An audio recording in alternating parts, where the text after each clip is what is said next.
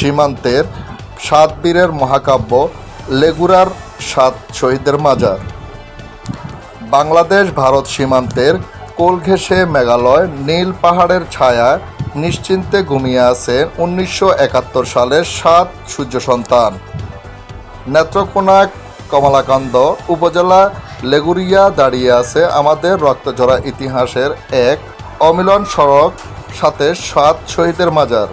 1971 সালে 26শে জুলাই 11 নং সেক্টরের অধীনে ঐতিহাসিক নাজিরপুরে রক্তক্ষয়ী সম্মুখ যুদ্ধ পাক হানাদার বাহিনীর বিরুদ্ধে বীরত্বের সাথে লড়ে শহীদ হন 7 অকুতোভয় যোদ্ধা।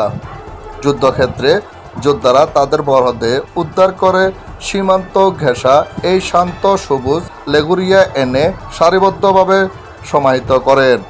এখানে চিরনিন্দা শায়িত আছেন দেশের 7 বীর সন্তান। শহীদ ডাক্তার আব্দুল আজিজ, নেত্রকোনা সদর। শহীদ ফজলুল হক, নেত্রকোনা সদর। শহীদ ইয়ার মাহমুদ, মুক্তগাছা, ময়মনসিংহ। শহীদ ভবতোষ চন্দ্র দাস, মুক্তগাছা, ময়মনসিংহ। শহীদ দ্বিজেন্দ্র চন্দ্র বিশ্বাস, মুক্তগাছা, ময়মনসিংহ। শহীদ জামাল উদ্দিন, জামালপুর সদর এবং শহীদ নুরুজ্জামান, মুক্তগাছা, ময়মনসিংহ।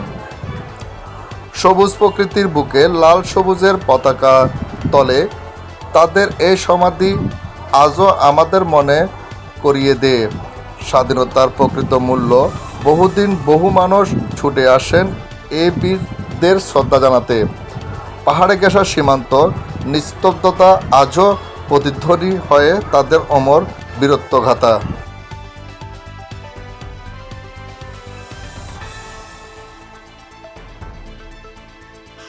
1971 সালের 26শে জুলাই আমার চাচা শহীদ নুরুজ্জামান নাজমুল হক তারা স্যারের কমান্ডার ছিল।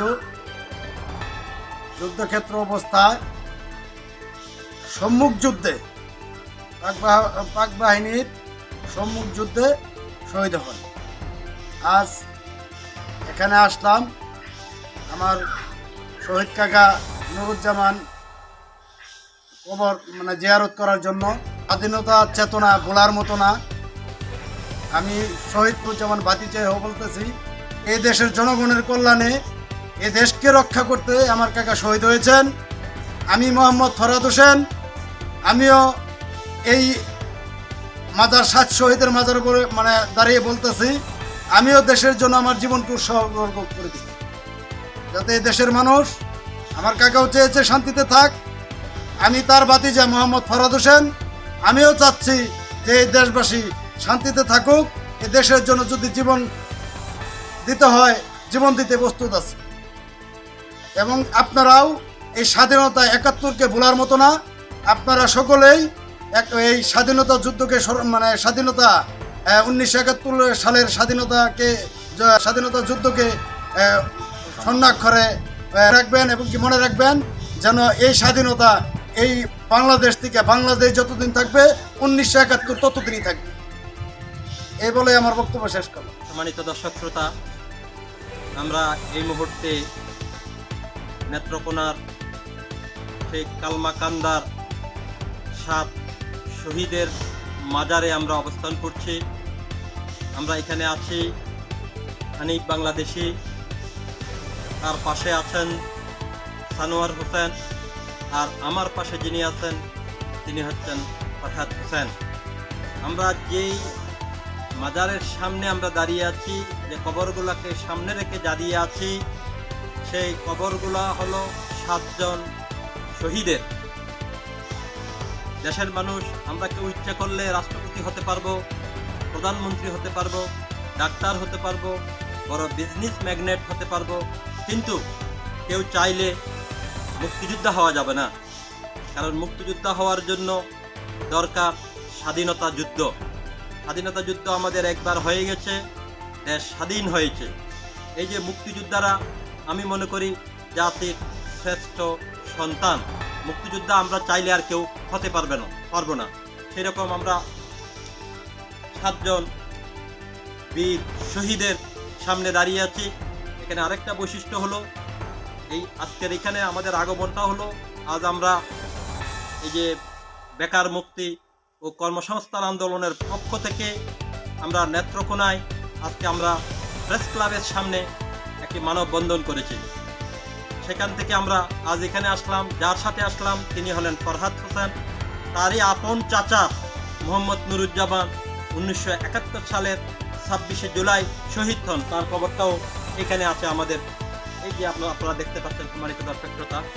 তো আমি আজ মহান আল্লাহ তাআলার কাছে আবেদন জানাচ্ছি, এখানে যারা শহীদ হয়েছেন তাদের আত্মার মাগফিরাত কামনা করছি। মহান আল্লাহ তাআলা যেন তাদেরকে জান্নাতুল ফেরদাউস নসিব করেন।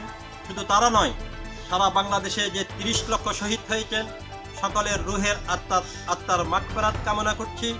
আমি আর আমার বক্তব্য দীর্ঘায়িত না করে আপনারা সম্মানিত দর্শক শ্রোতা যারা আমার এই বক্তব্য ফেসবুকে শুনবেন, এবং আপনাদের প্রতি আমার আবেদন থাকবে আপনারা বীর শহীদদের জন্য দোয়া করবেন, এবং শহীদরা যে স্পিরিট নিয়ে দেশটা স্বাধীন করেছিলেন সেই স্পিরিট, সেই আশা আকাঙ্ক্ষা দীর্ঘ 55 বছরও পূরণ হয়নি। সেই মুক্তিযুদ্ধের সেই স্পিরিট, স্বাধীনতার যে সুফল, সেই সুফল যাতে আমরা অর্জন করতে পারি তার জন্য আমরা দেশবাসী সকলে ঐক্যবদ্ধ হয়ে চেষ্টা চালাতে হবে। দেশের সকল জনগণকে ঐক্যবদ্ধ হয়ে স্বাধীনতার সুফল বাস্তবায়ন করার জন্য আহ্বান জানিয়ে আমি আমার বক্তব্য শেষ করছি। ধন্যবাদ সবাইকে।